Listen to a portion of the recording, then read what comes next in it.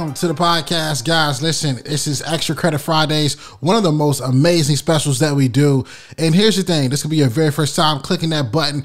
We are going to go back and give you one of those most iconic conversations in less than 5 minutes. And today we revisit the iconic conversation I had with the one and only Sara Lovestyle. She's a friend of mine, but also somebody who is a dope entrepreneur, a boss, a master expert in terms of creating content, and huge on branding. I hope you guys enjoyed this episode, but also I want to give a huge quick shout out to the review of the week. It comes from Stacy Russ, and they wrote, "I'm a first time listener and love this dose of encouragement. I'll be listening to more." Listen, Stacy, I appreciate you. Guys, if you've enjoyed this podcast, any form of fashion, be sure to scroll down to the bottom of the screen. If you're listening to this on Apple, click that 5-star rating, or perhaps you're listening to us on Spotify, smash that 5-star rating and leave us a review. It's helped us do tremendous things.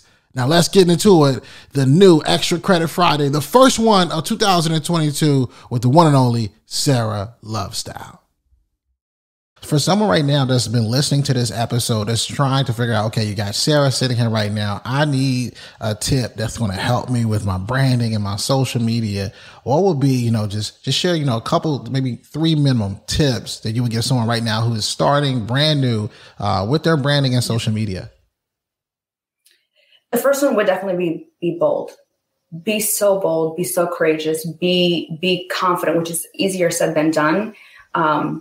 But also the second thing, and we talk about it all the time, is your why and your authenticity. I would say is the two things, but that's cool. But what does that mean, and how is that tangible and measurable? And the reality is, like, what do you have to say? What knowledge do you have?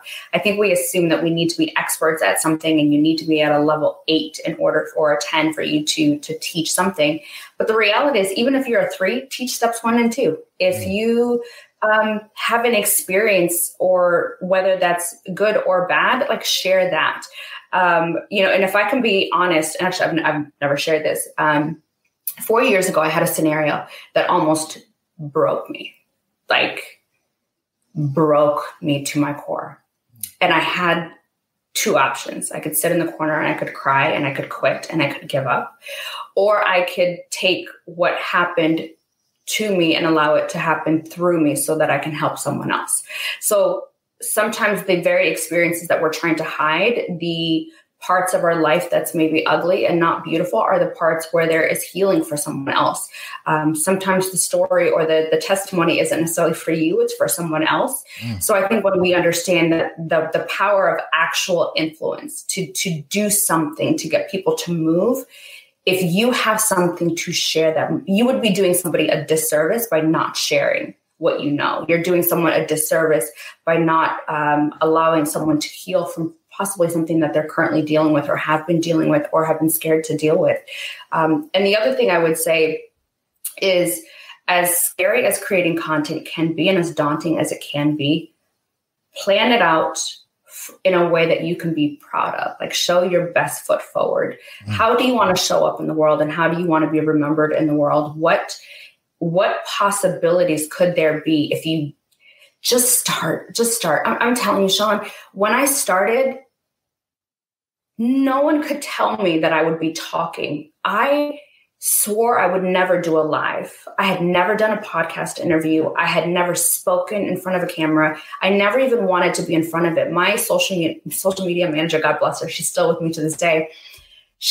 Her and I got into it because she's like, "Sara, you need to do videos. You need to talk, and people need to get to know you because they don't trust you." She told me they don't trust you because they don't know you. When I asked her, how come I'm not growing? And that would be like the third tip. You have to talk. You have to show up. You have to really stand firm in who you are, even when it's not perfect, and be imperfectly perfect in your space, but allow people to know you so that they can trust you. Because if they don't trust you, they don't follow.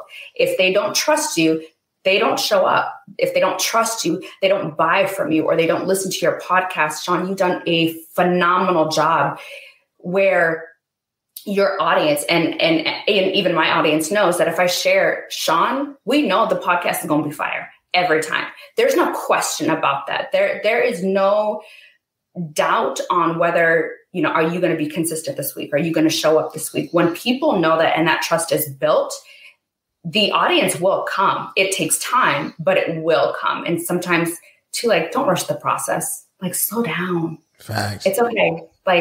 Virality isn't necessarily a good thing. I have gone viral and it was a great thing. And I've gone viral and it wasn't a good thing. And it brought me all the wrong audience. And I didn't see it coming. Now, can you go back and reel it back in? Yes. But I would say be consistent, show up, be at your best, but you don't have to be perfect. Perfection isn't profitable. So just show up. Hey, what's up, fam? Thanks for watching. Don't forget, hit that subscribe button, smash that like button. We'll see you next week here at School's Over Now What. And always remember, dream it, believe it, go out and get it.